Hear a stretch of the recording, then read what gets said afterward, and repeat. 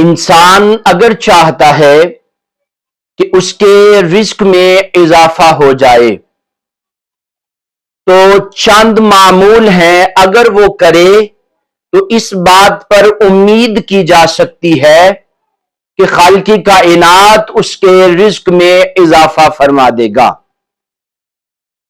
پہلا عمل، روٹی کھانے سے پہلے بسم اللہ شریف کا پڑھنا۔ اگر کھانے سے قبل بسم اللہ الرحمن الرحیم یا بسم اللہ وعلی برکات اللہ پڑھ لیا جائے تو خالق کائنات رزق میں برکت عطا فرماتا ہے۔ دوسرا عمل، پاخانہ کے بعد کلمہ پڑھ کر ہاتھ کا دھونا۔ یاد رکھیے گا، اس کا یہ قطعی مطلب نہیں ہے کہ بندے کے ہاتھ پلید ہو گئے ہیں، بس دل کو سکون کرنے کے لیے اس طرح کا عمل کر لیں۔ تیسری بات، رات کو تمام برتنوں کو الٹا کر کے رکھیں۔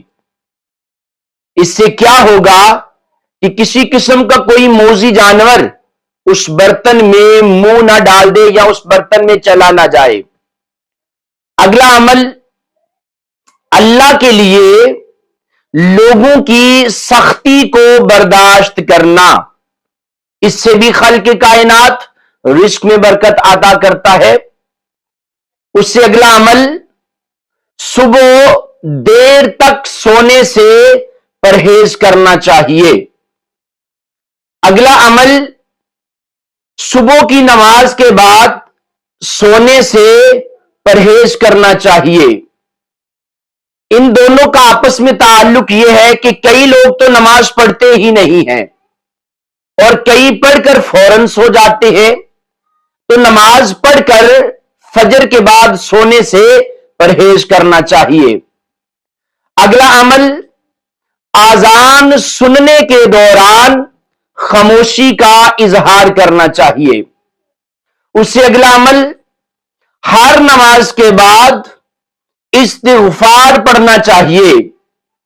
یاد رکھیے گا، میرے اور آپ کے نبی رحمت صلی اللہ علیہ وآلہ وسلم روزانہ 100 مرتبہ استغفار کیا کرتے تھے۔ پھر اس کے بعد اگلا عمل، ہر نماز کے بعد خالق کائنات کی بارگاہ اقدس میں ہاتھ اٹھا کر دعا مانگے، کیونکہ دعا عبادت کا مغز ہوا کرتی ہے۔ اور آخر میں آپ یہ عمل کریں کہ صبح اور شام کے معمول والی دعاؤں کو پڑھیں، تو اس سے بھی خالق کائنات رزق میں برکتیں عطا فرماتا ہے۔ اگر ان چند کاموں کو کر لیا جائے تو امید ہے کہ خالق کائنات انسان کے رزق میں برکتیں عطا فرمائے گا۔ اللہ رب العزت ہمیں ان معمول کو اپنانے کی توفیق عطا فرمائے، آمین یا رب العالمین۔